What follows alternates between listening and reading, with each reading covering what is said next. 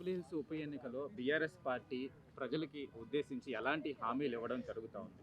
ఖచ్చితంగా బాపు కేసీఆర్ గారు ఏదైతే హామీలు ఇచ్చారో, ఇది కొత్త ప్రభుత్వము కాంగ్రెస్ ప్రభుత్వం వచ్చిన తర్వాత అవన్నీ ఏమీ అమలు చేయట్లేదు. సో అవన్నీ కూడా అమలు చేయడానికి ఖచ్చితంగా ఈ కాన్స్టిట్యుయెన్సీలో పాటుపడతారు. మాగంటి సునీత గారు కానీ ఆమెకు చాలా కమిట్మెంట్ ఉంది, మంచి ప్రజలంటే ఆప్యాయత ఉంది. సో అందరూ తనని ఆదరించి తప్పకుండా ఓటేసి గెలిపిస్తారని మాకు నమ్మకం ఉంది. అంటే మాగంటి గోపీనాథ్ చాలా మంచి పనులు చేశారు అని ప్రజల్లో ఉంది.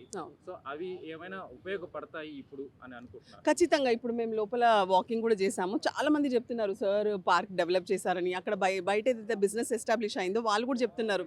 ఆల్మోస్ట్ 4-5 years నుంచి మేము బిజినెస్ చేస్తున్నాం ఇక్కడ. వేరే వాళ్ళు అయితే మమ్మల్ని ఎలగొట్టేసేవారు. గోపీనాథ్ సార్ వల్లనే ఈరోజు మేము అందరం మంచిగా ఉన్నామంటే హ్యాపీగా బిజినెస్ చేసుకుంటున్నాం ఇక్కడ. సో సార్ స్ట్రాంగ్ సపోర్ట్ ఉండేది. Is very good. గోపీనాథ్ గారు సార్ అందరూ ప్రైజ్ చేస్తున్నారు. సో ఖచ్చితంగా ఆయనకున్న ఆప్యాయతలు ఆధారాభిమానాలు అన్నీ కూడా మాగంటి సునీత గారికి వాళ్ళ పిల్లలకి తప్పకుండా లభిస్తాయని మాకు నమ్మకం ఉంది. కాంగ్రెస్ అభ్యర్థి నవీన్ యాదవ్ గురించి మీరు ఏం చెప్తారు? ఇక know what ever this is like politics. ఇప్పుడు ఒకటి నడుస్తుంది, మనం ఏం మంచి పని చేస్తామని చెప్పుకోవడమే అది బెస్ట్ అనేసి నా ఉద్దేశం. అది సో కంపేరింగ్ టు సునీత గారికి ఈయన నవీన్ యాదవ్ గారికి మధ్యలో సునీత గారే బెస్ట్.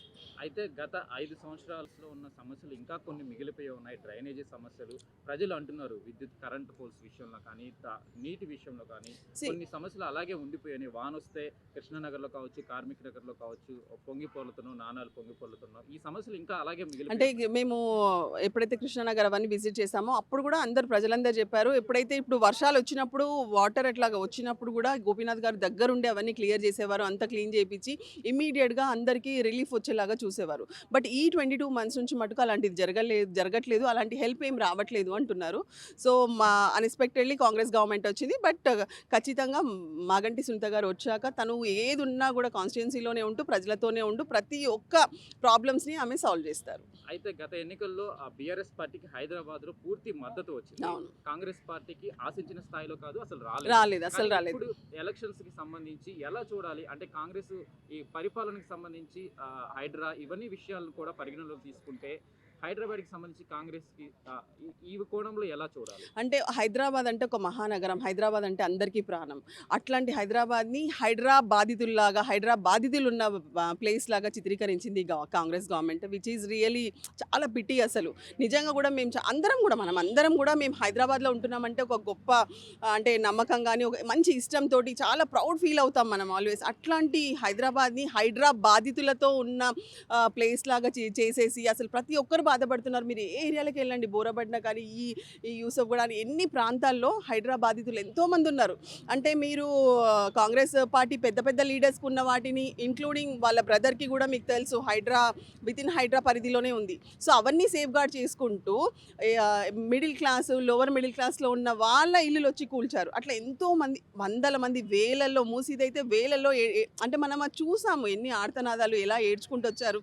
మంచి ఐటీ సాఫ్ట్వేర్ ఎంప్లాయీస్ కానీ మంచి ఆర్మీ ఫ్యామిలీస్ కూడా హైదర్ కోట్ తీసుకోండి, సన్ సిటీ తీసుకోండి, అక్కడి నుంచి కూడా మూసి బాధితులు వచ్చారు. సో వాళ్ళ ఆర్తనాదాలు కానీ వాళ్ళ బాధలు కానీ అవన్నీ చూస్తుంటే రియల్గా ఇంత మంచి హైదరాబాద్ని హైదరాబాదితుల బాధగా చేసినందుకు మటుకు ఖచ్చితంగా హైదరాబాద్ ప్రజలు కానీ జూబ్లీహిల్స్ కాన్స్టిట్యుయెన్సీ వాళ్ళు కానీ ఎవ్వరు కూడా కాంగ్రెస్కి ఓట్ అయ్యారు. ఖచ్చితంగా బీఆర్ఎస్ పార్టీకి వేస్తారు.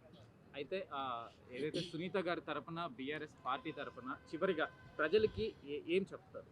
ఖచ్చితంగా బీఆర్ఎస్ పార్టీ కేసీఆర్ గారు ఎంత మంచిగా మన రాష్ట్రాన్ని తీసుకొచ్చారు, రాష్ట్రాన్ని అభివృద్ధి చేశారు. ఈ 10 సంవత్సరాల్లో ఎంతో అభివృద్ధి పొందినది, అట్లాంటిది 2 yearsలో అంత పెద్ద అభివృద్ధి పొందిన దాన్ని కూడా కాంగ్రెస్ ఎలాంటి నామరూపాలు లేకుండా చేయాలనే ఉద్దేశంతో ఒక భయంకరమైన వాతావరణాన్ని క్రియేట్ చేసి పెట్టారు ఇక్కడ. సో బీఆర్ఎస్ పార్టీ ఖచ్చితంగా కాన్స్టిట్యుయెన్సీలో వచ్చినప్పుడు మాగంటి సునీత గారు బీఆర్ఎస్ పార్టీ లీడర్స్ పెద్దలు మన కేసీఆర్ గారి అండదండలు ఉంటాయి. కేటీఆర్ గారు ఉన్నారు, హరీష్ రావు గారు ఉన్నారు. అందరి అండదండలతో ఖచ్చితంగా తను ఒక స్ట్రాంగ్ నాయకురాలుగా అందరి ప్రజల మధ్యలో ఉంటారు. వాళ్ళందరి బాధలు కానీ ఏది ఉన్నా కూడా ఖచ్చితంగా చాలా బాధ్యతగా తను అవన్నీ తీసుకొని అవన్నీ సాల్వ్ చేస్తారు. సో మేము ప్రజలందరికీ చెప్పేది ఏంటంటే please kindly vote for BRS party, Maganti Sunitha Gopi గారిని